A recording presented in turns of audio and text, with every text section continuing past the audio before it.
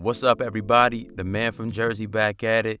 In this video, I'm going to be naming 10 more teams I'd like to see added in NBA 2K20. If you guys saw my previous video, you'd know my top 10 teams I'd like to see added from the 2000s. In this video, I'll be naming the top 10 teams from the 2010s that I'd like to see added in the next 2K game. Remember, these teams are not in order of ranking, but just in chronological order by year. Without further ado, let's get started. First up, we have the 2010 Cleveland Cavaliers, or LeBron's last team in Cleveland before he took his talents to South Beach. Now, I know this team was a major disappointment come playoff time. They beat a young Bulls team in 5 games that was led by Derrick Rose a year before he would become the youngest MVP in NBA history.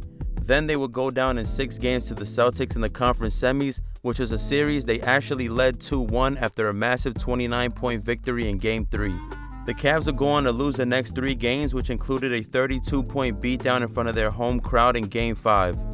The Cavs would get booed off the court in what very much could have been LeBron's last home game as a Cavalier.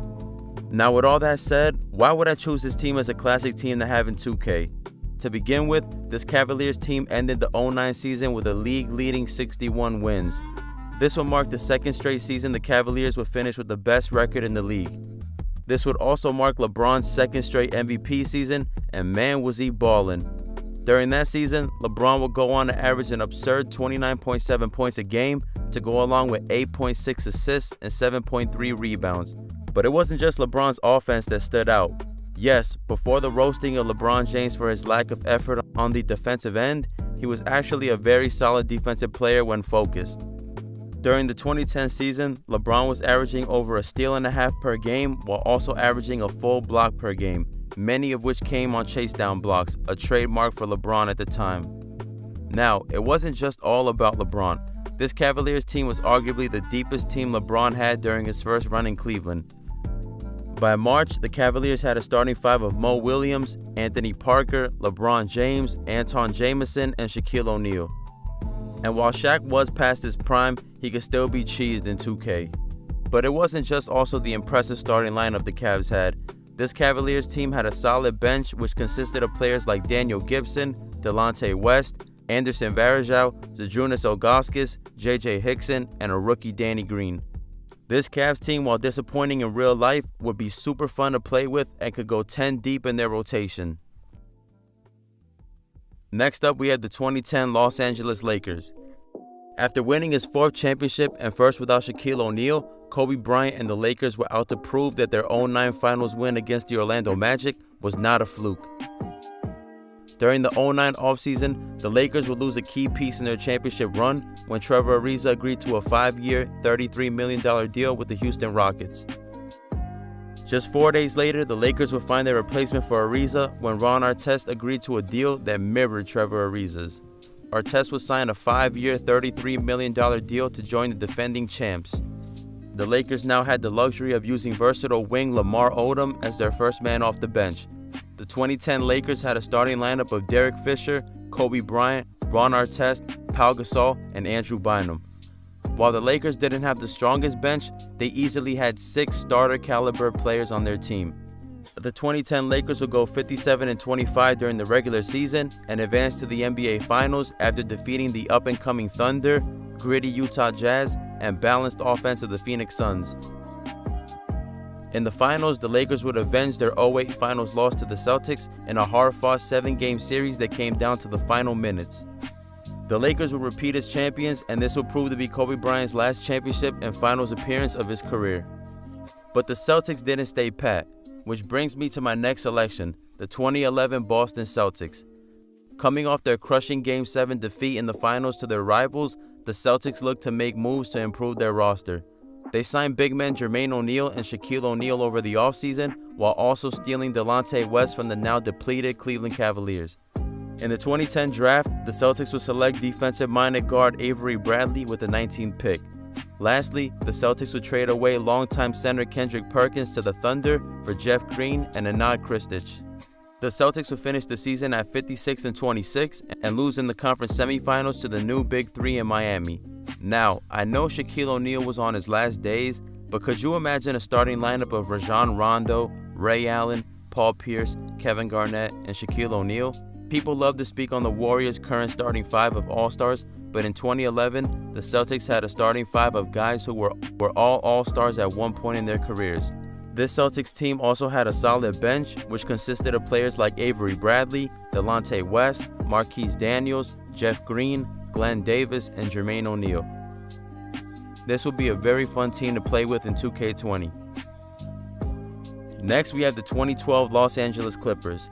To begin with, the 2012 season brought forth a level of excitement that had never been experienced during the Clippers' time in LA. The Clippers finished the lockout-shortened season with a record of 40-26, good for 5th in the West, and the Clippers' first playoff appearance since 2006. If you all remember, this was also the season where NBA Commissioner David Stern vetoed the Chris Paul trade to the Lakers, opting to trade him to their rival. It's been 2 months now since you vetoed the Chris Paul to the Lakers trade, and given the benefit of that hindsight, was that veto, since you had never done one before, was it the right thing to do, and why? I didn't veto anything. Acting on behalf of the owners, as the owners' rep, New Orleans decided not to make the trade. Well, whose decision was it to stop the trade? No, not to stop. No, not to stop. There's no superstar that gets traded in this league unless the owner says go ahead with it. And in the case of New Orleans, the representative of the owners said that's not a trade we're going to make. But that representative was you, if I'm not. Correct. What? So, in effect, then, you said the trade is not going to go through. I said that New Orleans would not make the trade that had been proposed to them. And was that the right move to make? You know, you buy a ticket and see. We'll see how it works out. The acquisition of CP gave the Clippers 2 All-Star candidates and a solid 1-2 punch in Paul and Blake Griffin. But aside from the flashy highlight alley-oops from Paul to Griffin, this Clippers team was loaded with several talented role players. This Clippers team also included Chauncey Billups, Eric Bledsoe, Caron Butler, DeAndre Jordan, Kenyon Martin, Reggie Evans, Nick Young, and Mo Williams, just to name a few. This Clippers team could put up points in a hurry and ranked 4th in offensive rating during the 2012 season. While they did get swept by the Spurs in the conference semifinals, this Clippers team was the beginning of what would be the best 4 to 5 year run for the team. Next up, we have the 2012 Chicago Bulls. The 2012 Bulls were a team on a mission. After losing to the Heat in 5 games during the 2011 Eastern Conference Finals, the Bulls will continue their solid play from the year before. In the lockout-shortened 66-game regular season, the Bulls would tie with the Spurs for the best record in the league and were the only 2 teams to win 50 games during the lockout-shortened season. However, the Bulls would own a tiebreaker over the Spurs since they defeated the Spurs during their only regular season matchup. That means this Bulls team had home court advantage throughout the entire playoffs.